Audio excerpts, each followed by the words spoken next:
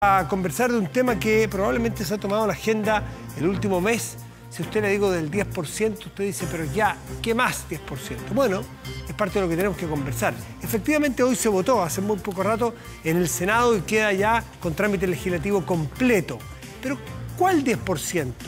¿Qué significa el 10%? ¿Es el último 10%? En fin, tantas preguntas. Y está con nosotros Gabriel Silver, diputado de la Democracia Cristiana, que es miembro de la Comisión de Trabajo de la Cámara. Gabriel, buenas noches. ¿Cómo estás, Matías? Encantado de estar aquí en Vía Pública. Primera pregunta que creo que todo el mundo se hace, porque cuando dijeron que era el primero, dijeron que era el único, no el primero. Después se llamó el primero porque hubo un segundo. ¿Hay un tercero? A ver, acá yo creo que la pelota la tiene necesariamente el gobierno y tal vez en parte nosotros por lo que voy a señalar.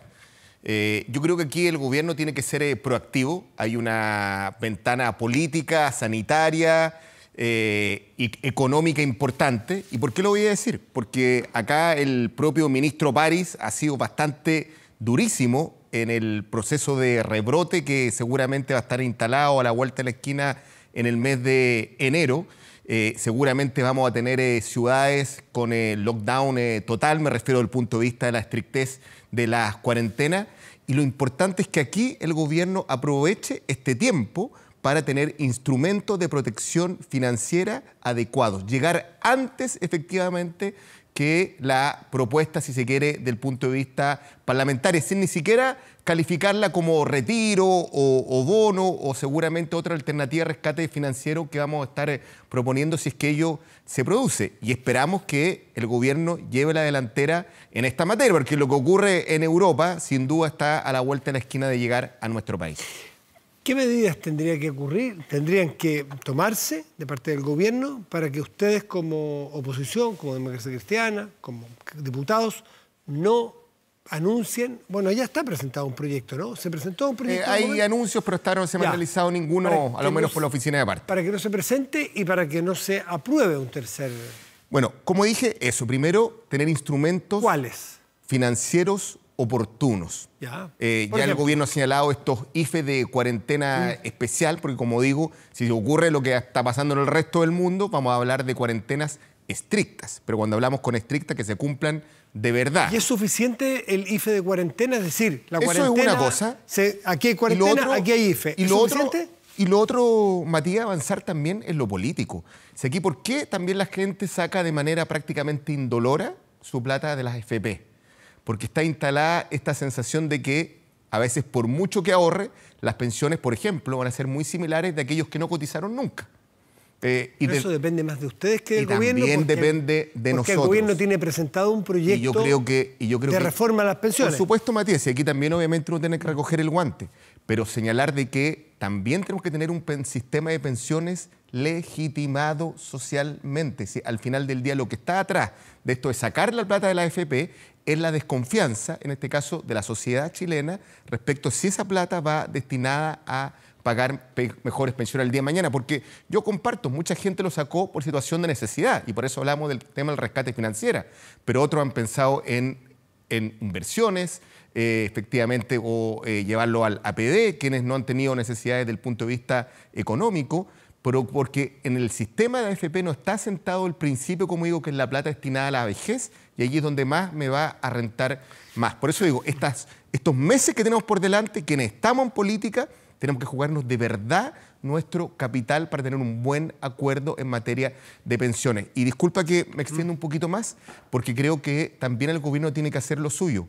Aquí tenemos una comisión de exenciones que está a ritmo cansino. Es cierto, hay que elevar del 10 al 16% las pensiones. Hagamos lo que hagamos, nuestra tasa de ahorro es bajísima a nivel internacional. Siempre el sistema va a dar malas pensiones con o sin AFP. Pero también requiere hoy día apalancamiento desde el punto de vista público. Si hoy día tenemos una comisión que armó el ministro Briones, que nos dice que en Chile tenemos 9.200 millones de dólares de exenciones, si logramos que 4.000 de ellas vayan efectivamente a pagar mejores pensiones, también va a haber incentivos al ahorro y a no retirar la plata. Disculpa por eso. Las exenciones no necesariamente van a ir al sistema de pensiones. Las exenciones es un sistema, va al sistema de... o va a los fondos públicos, porque son exenciones tributarias, podrán ser repartidas en otras cosas. Es que, Matías, cuando tú haces pedagogía del punto de vista de las políticas públicas, también estás generan legitimidad y generan confianza en los chilenos. Cuando hicimos la reforma con la presidenta Bachelet, se dijo, esta es la reforma para financiar la gratuidad de la educación pública. Si hoy día hacemos una reforma tributaria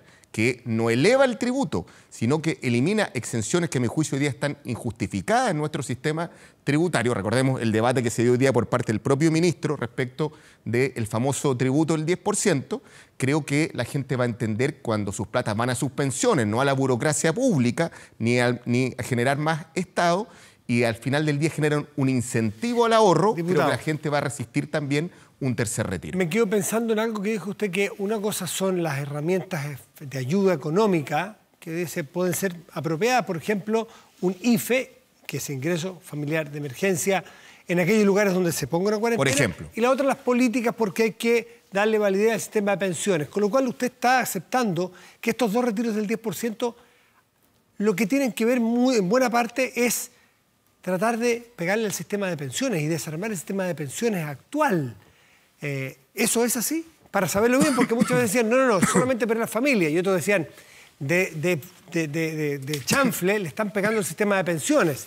Ahora, el problema, no sé si usted sabe cuánta plata van a significar estos dos retiros y cuántos años de ahorro, no de la AFP, de las personas, ¿cuántos años de ahorro significan?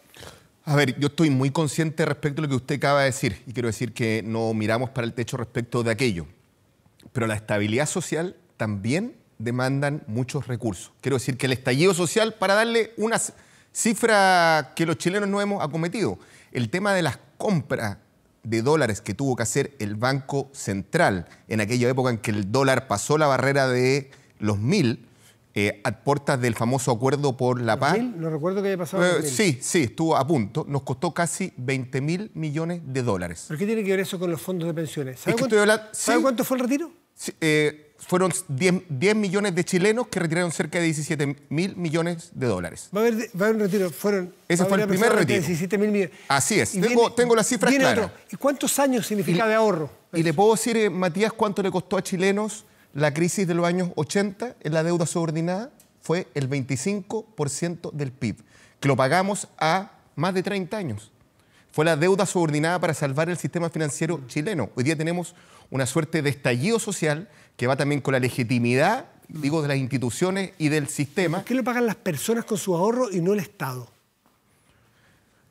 Porque efectivamente es lo que vamos a tener que hacer al inicio de esta conversación. Obviamente, para quienes ganen más, estas platas son irreemplazables y hay que ser responsable en decirlo. Me refiero a quien las retire. Pero obviamente, respecto a las pensiones más bajas, vamos a tener que generar las condiciones para reintegrar parte de estos fondos. Por eso partí diciendo que... ¿Pero eso no quedó en el proyecto? Por supuesto que no. Y recordemos que cuando se discutió el primer retiro, venía establecido y el gobierno obviamente lo declaró inadmisible. También se corría el riesgo del Tribunal Constitucional. Recordemos que esto fue parte del debate del primer retiro. Pero como digo, para que el sistema de pensiones gane legitimidad, requerimos elevar la tasa de ahorro y tener apalancamiento público. Y disculpe que mezclemos, usted dice, peras con manzanas, vamos a terminar hablando del tema de las pensiones. Pero quiero poner un ejemplo. Hoy día, tú, Matías, un chileno puede decir, ¿por qué tengo que ahorrar si puede que no ahorre nunca y el Estado me va a garantizar 160.000 pesos más o menos del pilar solidario? Puede que ahorre un poco más por 30 años, el 10%, y puedo tener una pensión que puede oscilar en promedio los 240.000 pesos. ¿Hay un incentivo real para ahorrar? ¿O quienes ganan más, en definitiva, tienen el beneficio fiscal del APB? 40% de beneficio desde el punto de vista tributario. En cambio, a la gente de la AFP le estamos diciendo, usted ahorre, va a recibir malas pensiones. Y hoy día, a esa gente que no es de clase media, incluso le estamos pidiendo que ese tercio tenga que financiar a las otras personas, por así señalarlo, que contribuyen al sistema de AFP. Hay una mezcla de datos, pero lo claro es que si se retiró una vez, se va a retirar 2 veces, y si se llega a retirar una tercera, y el problema son las malas pensiones, decirle algo distinto a la gente es un engaño. Va a tener peores pensiones si retira su plata.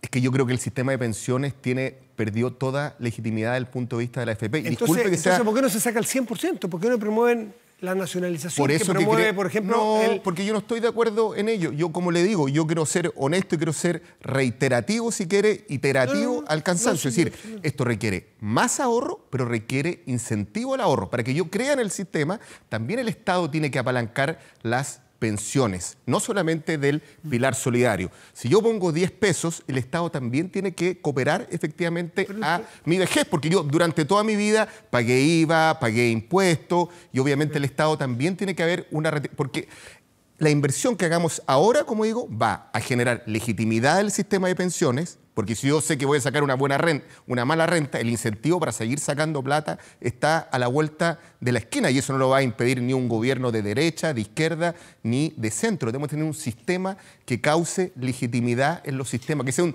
desincentivo justamente el ahorro. ¿Reconocen ustedes, diputado Silver, que cuando una política como esta es planteada como beneficiosa, más allá que todos los expertos, todos los de la concertación, los que puso la presidenta Bachelet en su momento, no vamos a decir los de derecha, vamos a decir los de su sector, todos los técnicos dicen que es David Bravo, la peor política pública que él tenga recuerdo? Eso dice David Bravo. A mí como me gusta leer también la historia... ¿Usted reconoce que aquí hay mucho de no atreverse a ir con la masa que quieren que retire el 10% porque las encuestas dicen que es popular? A ver... ¿Hay algo de eso en la Cámara de Diputados? ¿La conoce muy bien usted? Sí, yo creo que a veces Vox Populi, Vox Dei, por supuesto que sí. Pero también es señalar con mucha fuerza lo siguiente. Yo creo que David Bravo es economista, experto en microdatos de la Universidad de Chile. Está en la Católica. Encabezó una comisión en su minuto en materia de pensiones, pero yo diría dos cosas. Lo primero, creo que cuando hablamos de la historia lo vamos a ver en perspectiva. Si me pregunta... Una reactivación económica, incluso yéndonos del fuera de la familia chilena, se apalanca sobre 3 ejes importantes. Inversión, que está muy lenta. ¿Por qué? Porque en una crisis económica, obviamente no hay, en un proceso, si quiere, incluso constituyente, en un proceso de inestabilidad política, el estallido social, o usted ve la migración de capitales que ha habido... Mejor política, para que haya más inversión, mejor política. Tiene que haber más y por eso el acuerdo de paz fue importante. Hemos tenido de estabilidad. Sí, pero que nos prometieron tiempos mejores, hoy día estamos en Chile del Sur. No, pero es que... Política, no gobierno de oposición, clase política. Está bien, pero tal vez un gobierno de centro-izquierda hubiese entendido mejor el fenómeno de la calle y esto no ha salido caro. Por eso puse el ejemplo del Banco Central, 20.000 millones. Usted me habla de 17.000, yo le digo que Banco Central, que es plata pública, de usted, mía, cosa distinta que no es del fisco, autónoma, nos costó 20.000 millones de dólares en remesas. Pero voy a lo que usted me señala. Una reactivación económica se genera sobre 3 elementos. Inversión, hemos tenido remesa capitales, cierre de empresas, muy mal. Consumo privado, que ha sido la gran reactivación del 10%, e inversión del punto de vista público, y ahí sí aprobamos un presupuesto hace poco tiempo atrás bastante ambicioso, porque la lógica de keynesiana nos dice, en este periodo es cuando tenemos que sobregastar para generar obviamente inversión en infraestructura, vivienda, mano de empleo, sinergia sobre la economía.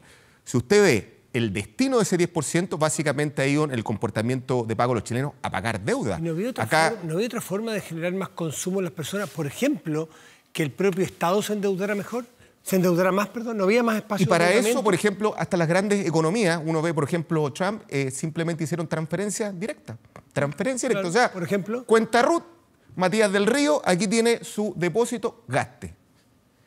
Obviamente para situaciones de primera necesidad. Estamos hablando de una... Claro, eso era una mejor política, según los expertos, pandemia. Era una mejor política que desahorrar en pensiones. Por eso digo yo, Matías, que esperamos que ahora el gobierno llegue tarde, no llegue después, se adelante a lo que va a ocurrir. Si el propio ministro París nos dice que viene un rebrote, y eso obviamente va a traer no solamente un riesgo sanitario, sino que ciudades completas en cuarentena, va a caer nuevamente la economía. En el peor periodo para una economía, que recordemos que es el periodo estival, porque aquí es cuando justamente no tenemos el periodo del turismo, el periodo de la agroindustria, cuando más levantamiento de empleo tenemos, nos puede pegar justamente a contramano. Y por eso es bueno hoy día el llamado a atención, tiene una ventana política para llevar adelante el sistema de pensiones y que a la gente le duela efectivamente sacar plata de su AFP. Hoy día, como digo, es indoloro porque no cree en el sistema de AFP y para eso tenemos que avanzar en una reforma y segundo, con instrumentos financieros de rescate que, como digo, sean oportunos y no a contrapelo. Yo el punto que le tomo a la clase política, ni al gobierno ni a la oposición en particular, que todos han cometido errores probablemente, y aciertos también, es que usted dice que lo que hay que hacer es reformar el sistema de pensiones. ustedes en la Cámara de Diputados aprobaron en enero o en febrero. Matías, hace más de un año, y si quiere, súmele el tiempo de la presidenta Bachelet. Yo lo digo en términos de ahorro. ¿Cuántos años llevamos hablando de reforma y la política no logra sacar? Lo quiero decir de esta manera. Es un crimen social el que no tengamos un acuerdo en materia de pensiones. Porque en el fondo ya no es un año, son 5 años que usted dejó de ahorrar, o todos los chilenos, para tener mejores pensiones el día de mañana. Gabriel Silver, diputado de la Democracia Cristiana, muchas gracias por estar aquí esta noche. Muchas gracias. Muy bien.